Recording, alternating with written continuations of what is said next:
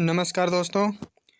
राजन series DElEd third semester विज्ञान तृतीय प्रश्न पत्र, ये पार्ट 3 है लघु उत्तरीय प्रश्नों का। पार्ट 1 और पार्ट 2 देखने के लिए डिस्क्रिप्शन में लिंक दिया हुआ है। आइए शुरू करते हैं आज की क्लास।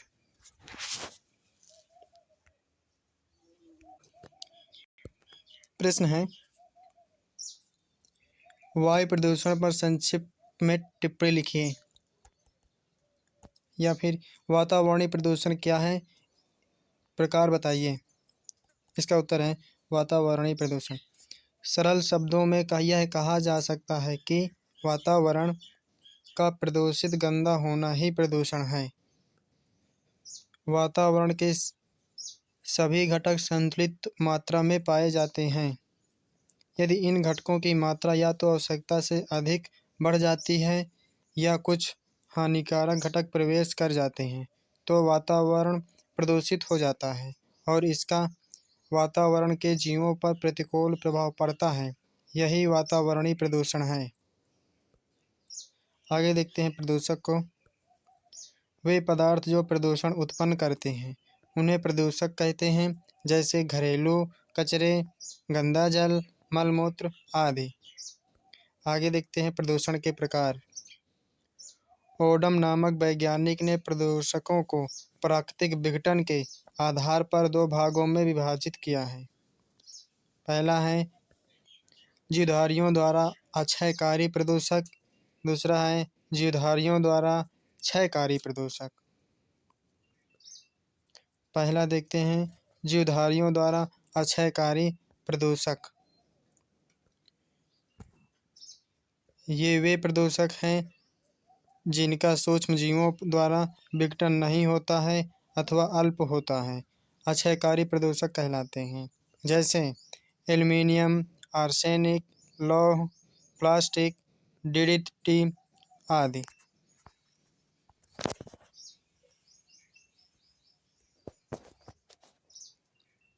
अगला देखते हैं दूसरा, जीवधारियों द्वारा क्षयकारी प्रदूषक।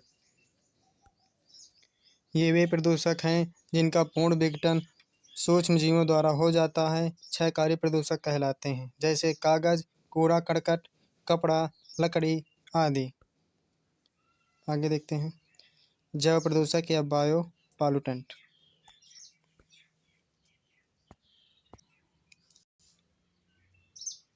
कुछ पौधों के परागकण, कवकों के बीजाणु, जीवाणु आदि जैव प्रदूषक कहलाते हैं। प्रदूषण के प्रकार। प्रदूषण निम्न प्रकार के होते हैं। पहला वायु प्रदूषण, जल प्रदूषण, भू प्रदूषण, रेडियोधर्मी प्रदूषण, ध्वनि प्रदूषण। वायुमंडल में इन गैसों की एक परत होती है जो पृथ्वी के ऊष्मा के बाहर जाने से रोकती है और पुनः पृथ्वी पर भेज देती है। इसे ग्रीन हाउस प्रभाव कहा जाता है। पहला पॉइंट देखते हैं। ग्रीन हाउस प्रभाव के कारण पृथ्वी का तापमान निरंतर बढ़ता जाता है। इसे ही ग्लोबल वार्मिंग कहते हैं। ग्लोबल वार्मिंग वैश्विक तापन से अत्यधिक गर्मी, सूखा, जल की कमी तथा उत्तरी एवं दक्षिणी ध्रुवों के पिघलने से होती है, जिससे कई शहर डूब सकते हैं।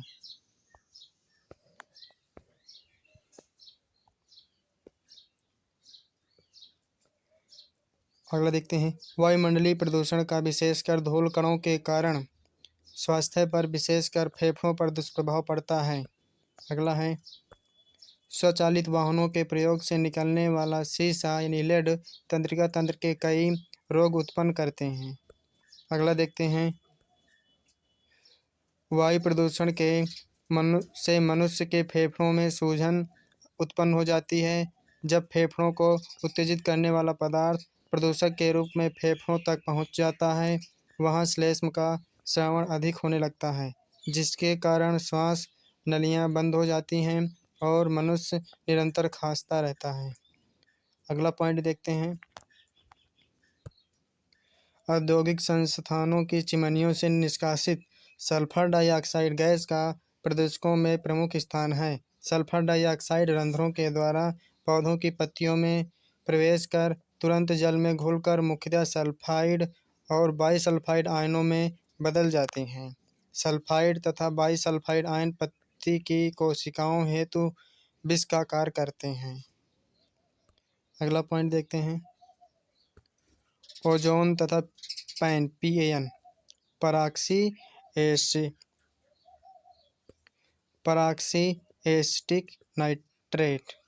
Acetyl nitrate. ओजोन तथा पैन दोनों ही पौधों के लिए अत्यंत हानिकारक हैं। पैन प्रकाश संश्लेषण के प्रकाश कम के चलने से बाधा पहुंचाता है और ओजोन प्राणियों में श्वसन तंत्र तंत्रिका तंत्र को प्रभावित करती है। इसके प्रभाव से श्वास रोध, सिर दर्द तथा आंखों में जलन होने लगती है। विभिन्न औद्योगिक संस्थानों की चिमनियाँ, स्वचालित वाहनों एवं ईंधन की जलने से सल्फर डाइऑक्साइड,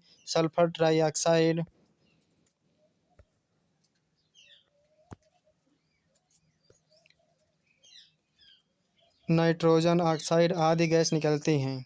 जल के साथ क्रिया करके सल्फर ट्राइऑक्साइड सल्फ्यूरिक अम्ल में नाइट्रोजन ऑक्साइड अम्ल व ऑक्सीजन के साथ क्रिया करके नाइट्रिक अम्ल में परिवर्तित हो जाती हैं और वर्षा के जल से मिलकर अम्ल वर्षा के रूप में पृथ्वी पर आते हैं। ताजमहल की चमक दिन प्रतिदिन धूमिल होना अम्ल वर्षा का ही प्रभाव है। अम्ल वर्षा फसलों, जलीय जंतुओं, पौधों व भवनों आदि के लिए हानिकारक हैं।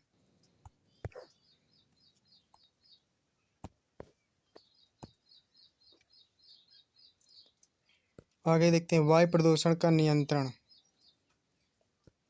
वायु प्रदूषण को निम्न प्रकार से रोका जा सकता है। पहला पॉइंट देखते हैं।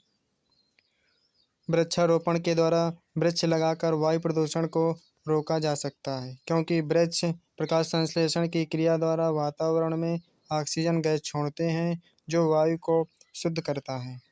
अगला पॉइंट देखते हैं। स्वचालित वाहनों का प्रयोग कम से कम किया जाए। स्वचालित वाहनों में उत्प्रेरक संपरिवर्तक के प्रयोग द्वारा भी वायु को रोका जा सकता है। इस विधि में स्वचालित वाहनों के इंजन से निकलने वाली गैसों को उत्प्रेरक संपरिवर्तक में रखे विषमांगी उत्प्रेरक के ऊपर से प्रवाहित किया जाता है, जिससे हानिकारक गैसें एवं पदार्थ वातावरण में नहीं पहुंचते हैं। अगला पॉइंट देखते हैं। घरेलू कूड़े करकट को उचित स्थान पर फेंकना चाहिए। अगला पॉइंट देखते हैं। औद्योगिक संस्थानों के चिमनियों को सघन जनसंख्या वाले क्षेत्रों से दूर रखा जाए एवं कम से कम प्रयोग में लाया जाए। अगला पॉइंट है। जीवाश्म ईंधनों के स्थान पर प्राकृतिक गैसों का प्रयोग भोजन बनाने के लिए किया जाए। आइए कुछ महत्वपूर्ण बिंदु देखते हैं।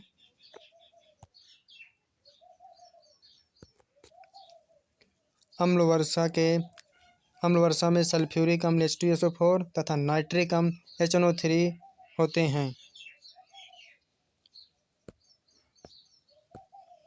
अम्ल वर्षा के कारण आगरा का ताजमहल दिन प्रतिदिन पीला हो रहा है। अगला पॉइंट है। वायु की संरचना। नाइट्रोजन 78%, ऑक्सीजन 21%, आर्गन 1% से कम, carbon dioxide 0.02%, neon, helium, methane, krypton तथा कुछ गैसें केवल सूक्ष्म मात्रा में ही उपस्थित हैं। ग्रीन हाउस गैस कौन कौन होती हैं?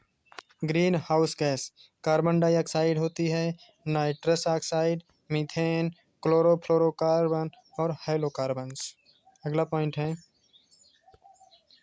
ओजोन परत स्ट्रेटोस्फीयर क्षेत्र में है। इसे हिंदी में समताप मंडल कहते हैं। ओजोन परत को जीवन रक्षक परत कहा जाता है। जीवन रक्षक परत ओजोन को कहते हैं। ओजोन परत के क्षरण का कारण क्लोरोफ्लोरोकार्बन है। पर्यावरण सबसे घातक एवं नुकसानदायक क्लोरोफ्लोरोकार्बन है, जिसका प्रयोग रेफ्रिजरेटर, एयर कंडीशनर, गद्दीदार सीट या सोफों में काम आने वाली फोम एवं एरोसॉल स्प्रे में होता है। अगला पॉइंट देखते हैं। चिपको आंदोलन के जनक सुंदर लाल बहुगुणा हैं। लाइकेन वायु प्रदूषण का सूचक माना जाता है। मिनीमाटा रोग पारे के कारण होता है।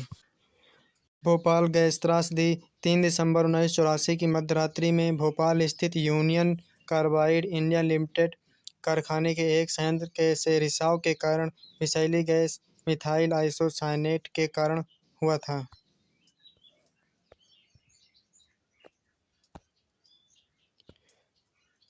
आगे देखते हैं पॉइंट। राष्ट्रीय वातावरणीय इंजीनियरिंग अनुसंधान संस्थान नागपुर में है।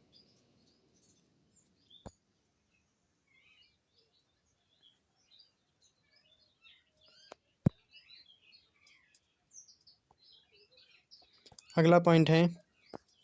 बीओडी का पूरा नाम बायोलॉजिकल ऑक्सीजन डिमांड जैव रासायनिक ऑक्सीजन मांग है।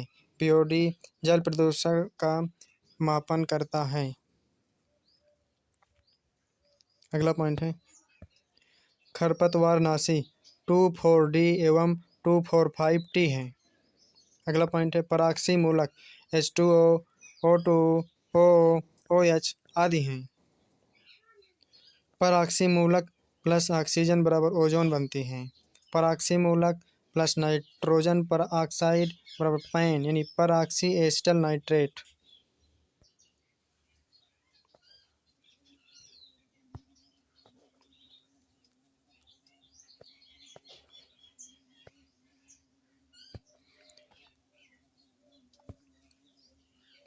धुएं कोहरा बराबर धुंध का निर्माण होता है।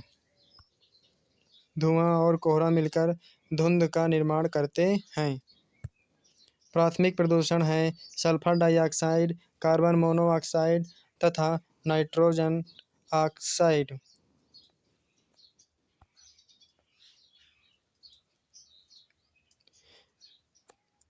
द्वितीयक प्रदूषण है ओजोन तथा पैन।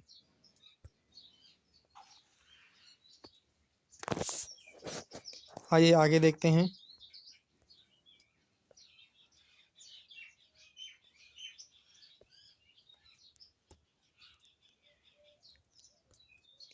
ध्वनि की तीव्रता का मापन डेसिबल द्वारा किया जाता है।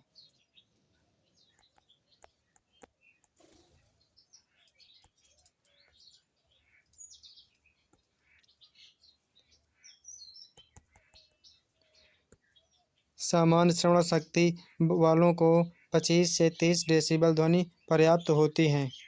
आइए अब अगला प्रश्न देखते हैं। जल प्रदूषण पर एक टिप्पणी लिखिए। उत्तर है जल प्रदूषण वाटर पॉल्यूशन।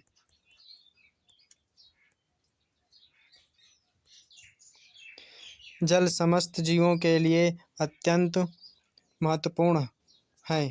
ऐसा कहा जाता है कि जल ही जीवन है।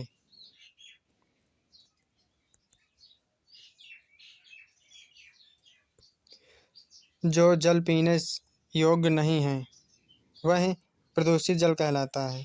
जल का प्रदूषित होना ही जल प्रदूषण है। जल के भौतिक, रासायनिक एवं जैविक गुणों में होने वाला अवांछनीय परिवर्तन जो जीवों पर प्रतिकूल प्रभाव डालता है जल प्रदूषण कहलाता है। जल प्रदूषण के कारण देखते हैं।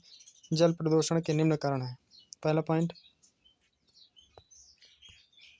घरेलू अपशिष्ट पदार्थों को जलाशयों में डालने से प्रदूषण होता है। अगला है, मनुष्य विभिन्न प्रकार के घरेलू कूड़े करकट धूल आदि को जलाशयों में डाल देते हैं जिससे जल प्रदूषित हो जाता है। अगला पॉइंट, औद्योगिक संस्थानों कल कारखानों से निकलने वाले कचरे को सीधे गंगा यमुना जैसी पवित्र नदियों में डाल दिया जाता है जिससे नदियों का जल प्रदूषण हो जाता है। अगला पॉइंट है, शवों का विसर्जन नदियों में करने से भी जल प्रदूषित हो जाता है। अगला पॉइंट है, पशुओं को तालाबों पोखरों आदि में नहलाने से जल प्रदूषण होता है। नगर पालिका में भूमिगत नालियों के द्वारा बस्तियों से निकला मलमूत्र प्राय नदियों, बड़े तालाबों, झीलों में डाल दिया जाता है। इसे वाहित मल कहते हैं। इसमें जल प्रदूषित हो जाता है। किसान अपने फसलों को कीड़े मकोड़े, जीवाणुओं, कवकों आदि से बचाने के लिए कीटाणुनाशक पदार्थों का उपयोग करते हैं, जिससे जल प्रदूषित हो जाता है।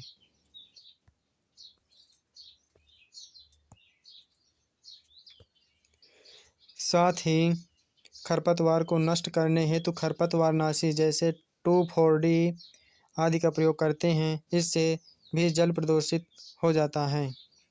आगे देखते हैं, समुद्र में तेल द्वारा भी प्रदूषण होता है। इसके अनेक कारण हैं, जैसे जहाज़ों से तेल रिसाव, जनरेटर से निकला रेत तेल आदि। जल दुष्प्रदूषण का दुष्प्रभाव देखते हैं। दुष्प्रभाव निम्न है। पहला पॉइंट है, जल प्रदूषण से मानवों में पीलिया, टाइफाइड, पेचिश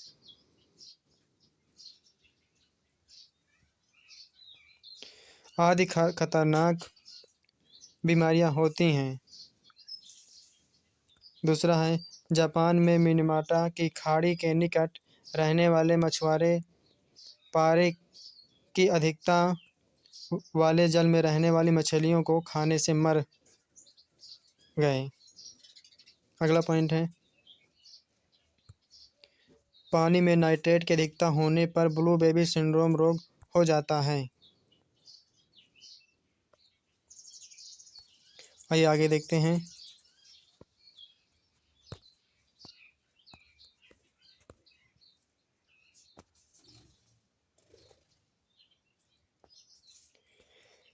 समुद्र में तेल, जनरेटर का हो या जहाज का आदि, जल प्रदूषण का कारण है। तेल में उपस्थित नैप्थलीन मिथाइल नैप्थलीन के कारण कीड़े तथा मछलियों के अंडे नष्ट हो जाते हैं।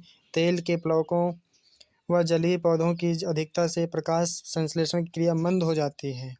अगला पॉइंट देखते हैं, फसलों को बचाने एवं अधिक पैदावार के लिए कीटनाशक पदार्थ, खरपतवारनाशी व अन्य क्लोरीन युक्त पदार्थ ऐसे पदार्थ हैं जिनका जीवधारियों द्वारा कम विघटन होता है। ये खाद्य श्रृंखला के जीवों को नुकसान पहुंचाते हैं। आइए अब देखते हैं, जल प्रदूषण पर नियंत्रण कैसे पाएं। जल प्रदूषण को निम्न प्रकार से नियंत्रित किया जा सकता है। पहला पॉइंट, वाहित मल, मलमूत्र, गंदा पानी आदि को कहते हैं, को तालाबों में नहीं डालना चाहिए। अगला पॉइंट है, कूड़े करकट को जलाशयों में नहीं बहाना चाहिए। घरेलू अपमार्जक को जलाशयों में नहीं डालना चाहिए। अगला पॉइंट है, कीटाणुनाशक पदार्थों, खरपतवारनाशी पदार्थों का कम से कम उपयोग करना चाहिए। अगला पॉइंट है, शवों का विसर्जन नदियों में नहीं करना चाहिए। अगला पॉइंट, पशुओं को तालाबों, पोखरों में नहीं नहलाना चाहिए। आज के लिए इतना ही। वीडियो को लाइक, सब्सक्राइब, शेयर अवश्य करें। पार्ट 1 और 2 को देखने के लिए डिस्क्रिप्शन में लिंक दिया हुआ है।